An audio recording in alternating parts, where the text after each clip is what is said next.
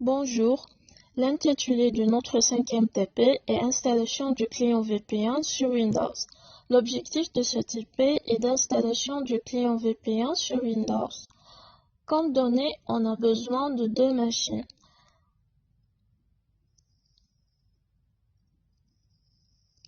La première machine, c'est Microsoft Windows Server 2012 en tant que contrôleur de domaine avec une adresse IP 192.168.1.10 et un nom de serveur local AD1 et un nom de domaine formation.local.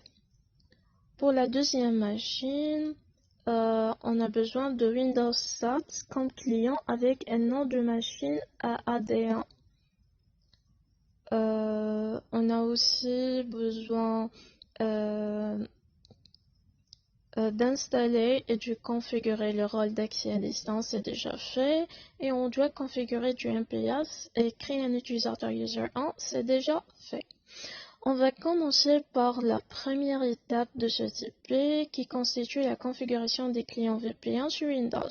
Tout d'abord, on va affecter une adresse IP à notre client en cliquant sur Open Network and Sharing Center, puis sur Change Adapter Settings, on clique à droite sur Local Area Connection Network, puis sur Properties, puis double-clic sur Internet Protocol version 4 et je vais attribuer l'adresse IP 192.168.1.11.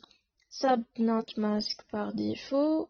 Pour DNS, je vais donner l'adresse du serveur 192.168.1.10.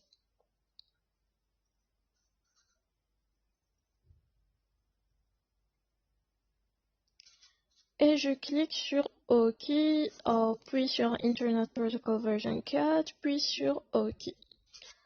Première chose à faire, on va mettre les deux machines sur le même segment. On va aller à serveur AD1 et on clique sur Settings. Je clique sur Network Adapter NAT. Puis je coche LAN Segments et je clique sur LAN Segments. Puis sur Add, à la fiche LAN Segment 1, je clique sur OK. Je vais choisir maintenant LAN Segment 1 et je clique sur OK. On va faire la même chose pour la machine client. Je clique sur client de la machine AD1 client, puis sur Settings. Puis je clique sur Network Adapter NAT, puis je coche LAN Segments et je choisis LAN Segments 1. Voilà, on a les mettre sur la même segment. Je clique sur OK. Deuxième chose, on va désactiver le Firewall Windows pour le domaine. Je clique sur serveur local, puis sur domaine actif dans pare-feu Windows, puis je clique sur activer ou désactiver le pare-feu Windows. Et je clique sur désactiver le pare-feu Windows, ne recommander pour le domaine. Pour faciliter l'accès client, je clique sur OK. On désactive le pare-feu pour la deuxième machine maintenant.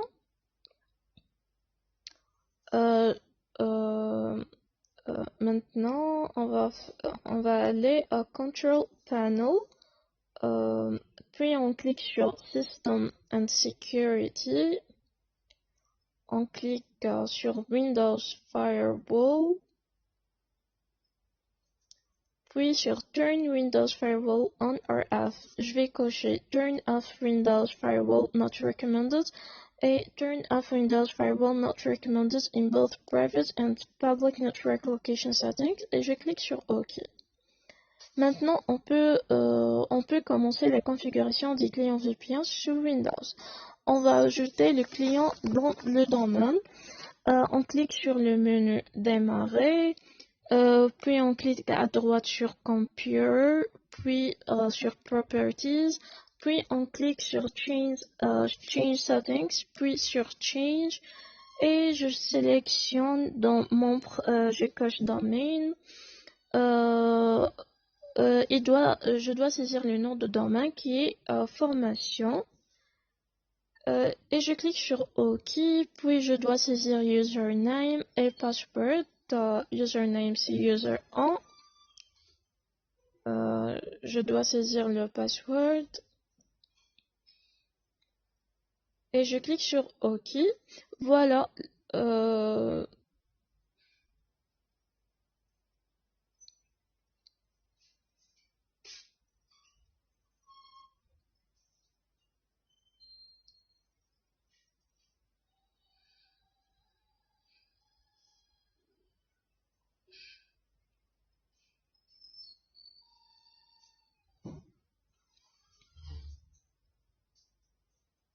On attend un peu. Voilà, l'opération réussite. On a ajouté le client dans le domaine avec succès. Welcome to the formation domain. Maintenant, on clique sur OK, puis sur OK pour redémarrer la machine. Je clique sur Close, puis sur Restart Now. Maintenant, on passe à la deuxième étape de ce TP qui constitue création et configuration d'une connexion VPN. Je clique sur l'icône du réseau dans la barre des tâches, puis sur Ouvrir le centre réseau et partage et je clique sur Configurer une nouvelle connexion ou un nouveau réseau. Puis on configure une connexion à un réseau en cliquant sur Connexion à votre espace travail. Puis je clique sur Suivant. Je clique sur Utiliser ma connexion Internet VPN. Je coche sur Utiliser cette connexion VPN. Maintenant, je dois affecter une adresse Internet et je vais donner l'adresse de l'utilisateur 192.168.1.11 et le nom de destination connexion VPN 1. Et je coche mémoriser mes informations d'identification.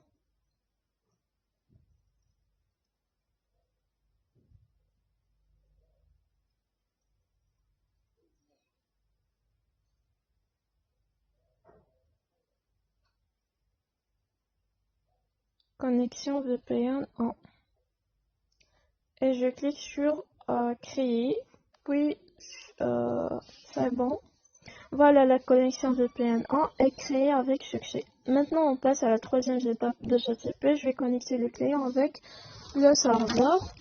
Je vais cliquer sur l'icône de la connexion dans la barre des tâches du client, puis sur Open Network and Sharing Center.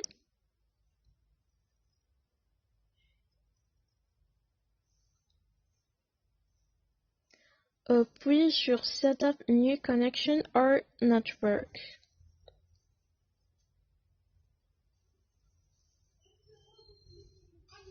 Puis on clique sur Connect to the Internet.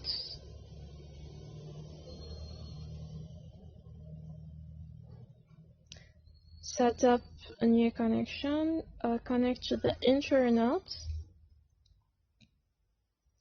Broadband PPPoE.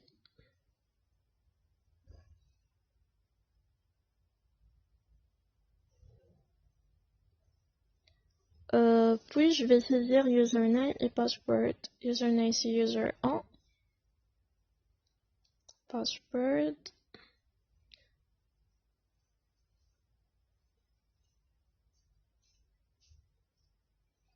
Connection name, connexion VPN 1.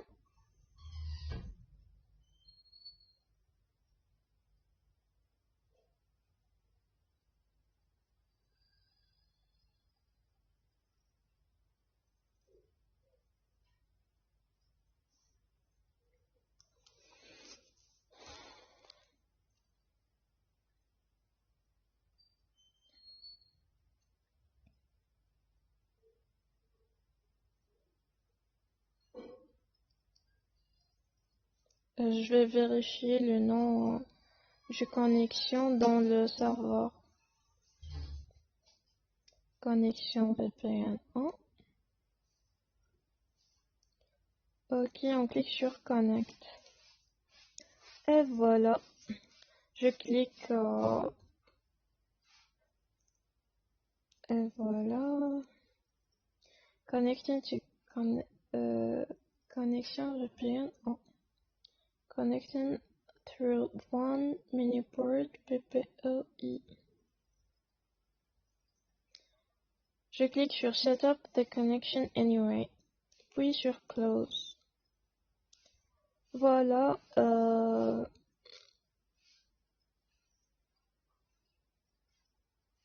voilà la fenêtre Local Area Connection Status. Maintenant, je passe à la quatrième étape de ce tutoriel qui constitue de tester la connexion d'un client VPN au serveur VPN. Je vais la tester par la commande ping et l'adresse IP serveur au niveau du client. Dans la zone Search Programs and Files dans la machine client, on écrit CMD.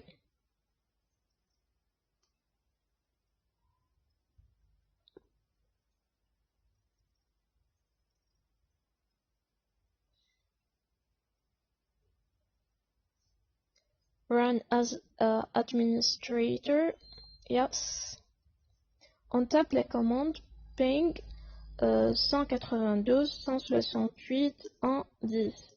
C'est l'adresse de serveur. Et on clique sur Entrée. Et voilà, le ping est réussi. Deuxième méthode, on va la tester en partageant un dossier. Partager un dossier dans le serveur VPN et je vais choisir les noms d'utilisateurs qui pouvons accéder à mon dossier partagé. Pour cela, on va créer un dossier dans la machine serveur pour tester le partage. On va aller à la machine serveur. Je clique à droite, nouveau dossier, je le nommais formation.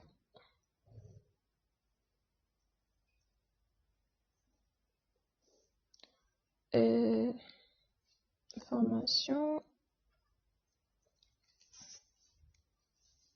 Et je clique à droite sur le dossier, puis je clique sur propriété, puis sur l'onglet partage, puis sur partage avancé et je coche partage ce dossier. Je clique sur autorisation. Je vais donner l'autorisation pour modifier lecture et contrôle total. Puis je clique sur ajouter pour sélectionner l'utilisateur. Je vais entrer le nom d'utilisateur user1. Je vais vérifier le nom déjà existé. Je clique sur OK. Puis sur OK, puis sur fermer. Maintenant, je vais accéder à la machine client et je tape l'adresse de serveur dans l'URL de l'ordinateur.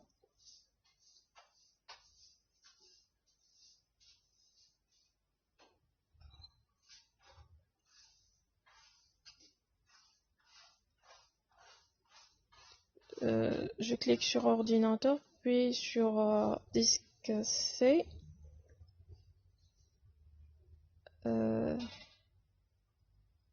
Plutôt, je tape dans l'URL de l'ordinateur.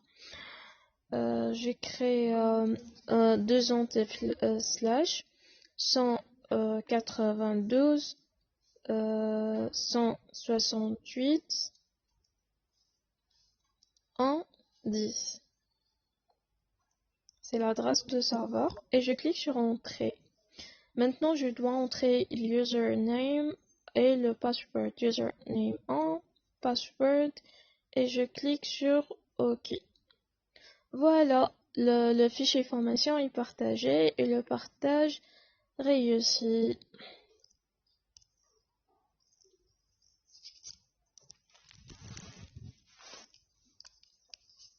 On a obtenu l'objectif de type numéro 5.